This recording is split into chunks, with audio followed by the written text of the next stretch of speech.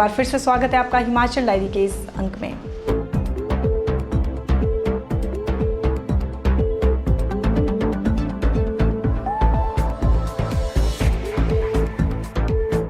मुख्यमंत्री वीरभद्र सिंह और उनकी धर्मपत्नी एवं पूर्व सांसद प्रतिभा सिंह आज शिमला जिले के नारकंडा के समीप हाटू मंदिर का दौरा किया और उन्होंने प्रसिद्ध महाकाली की पूजा अर्चना की।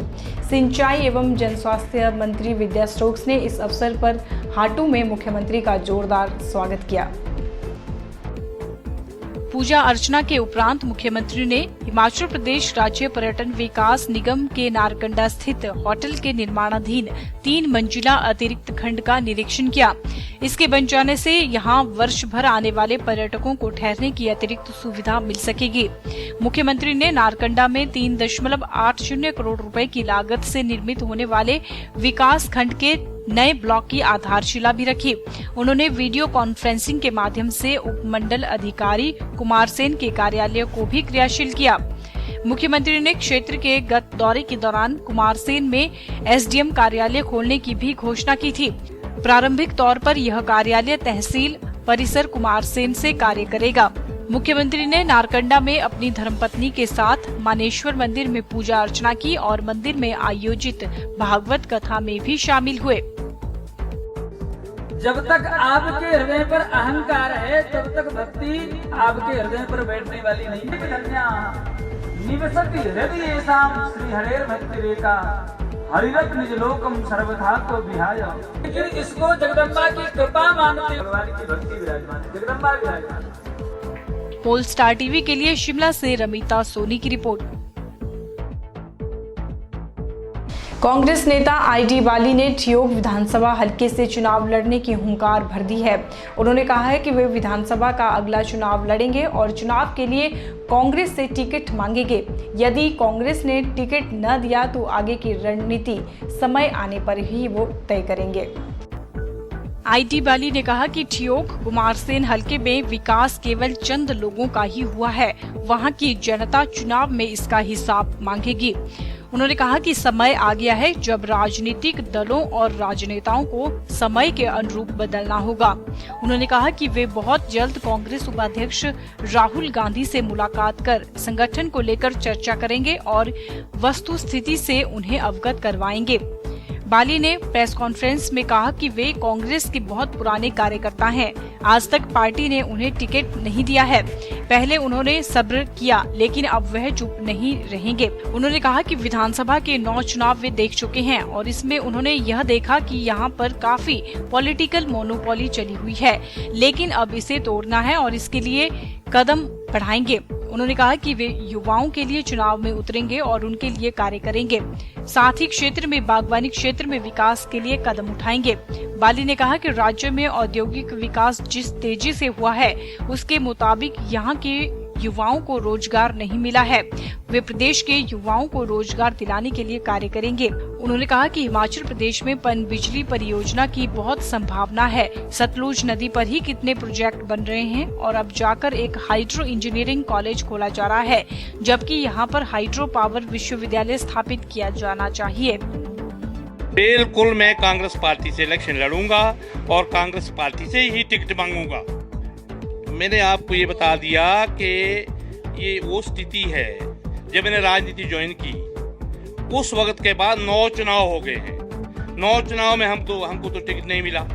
अगर चुनाव में एक ही आदमी की मोनोपोली रहनी है तो हमारा जो राजनीति में रहने का क्या मकसद, हम क्यों राजनीति में रहे? क्योंकि 1977 में मैंने जब कांग्रेस ज्वाइन की थी, 1977 में जितने भी पॉलिटिकल लीडर थे हिमाचल प्रदेश के अंदर, एकेडमिक एजुकेशन उन सबसे मेरी जाती थी। मुझे तो एक बार नहीं टिकट मिला और एक आदमी को 9 बार टिकट मिल रहा है। अगर अब टिकट ना मिले तो फिर टिकट कब को रखना? मैंने तो चुनाव लड़ना ही है।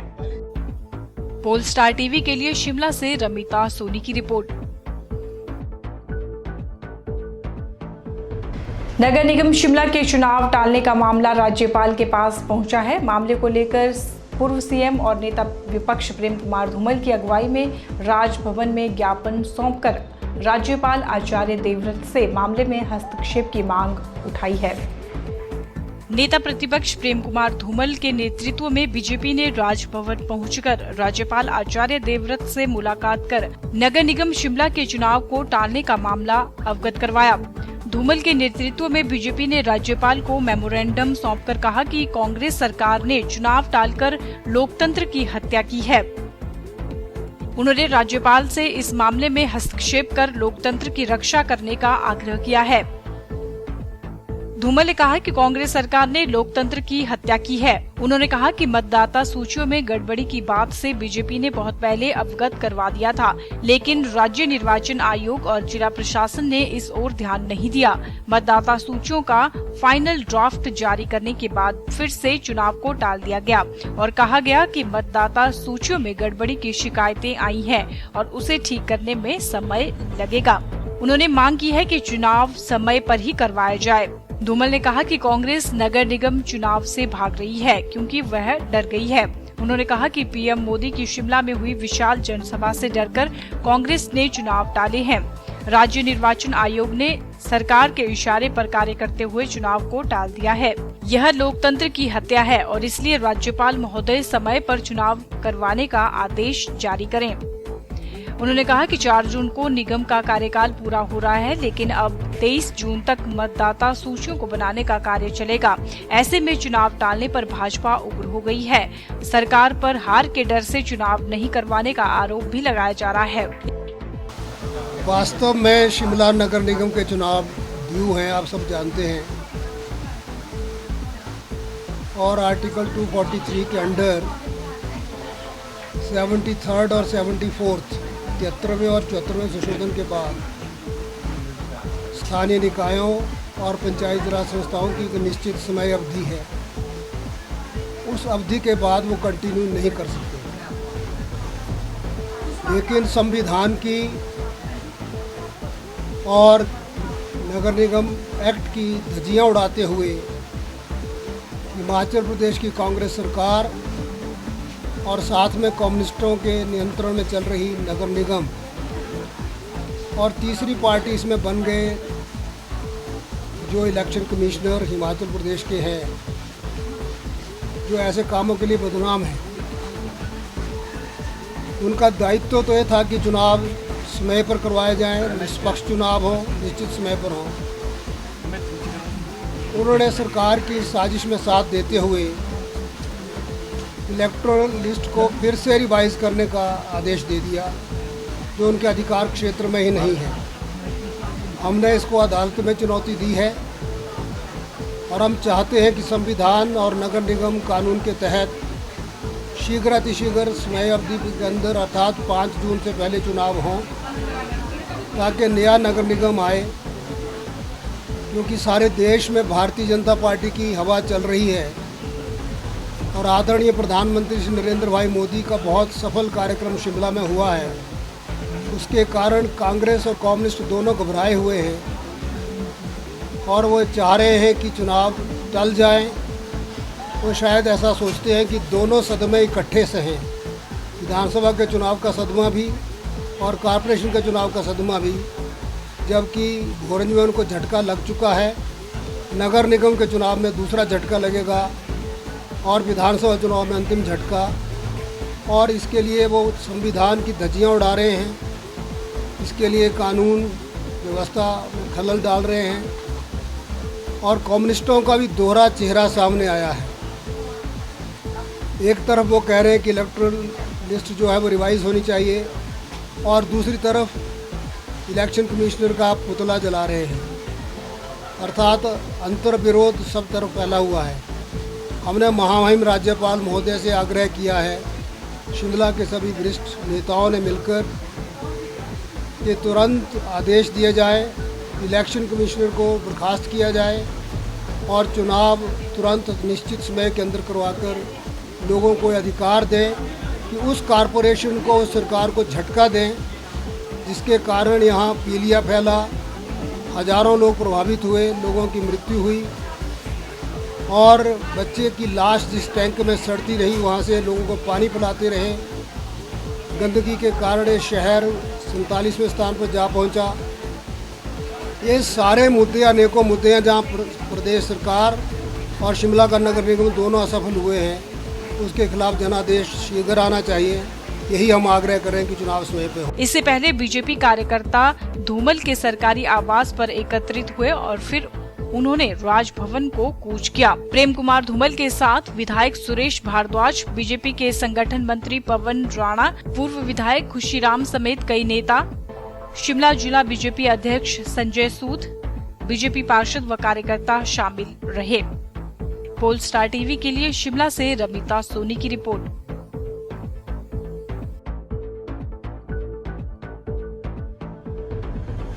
आगामी विधानसभा चुनावों को देखते हुए कांग्रेस कमेटी ने कमर कस ली है और चुनावों की तैयारियों में हर एक कार्यकर्ता जुड़ चुका है।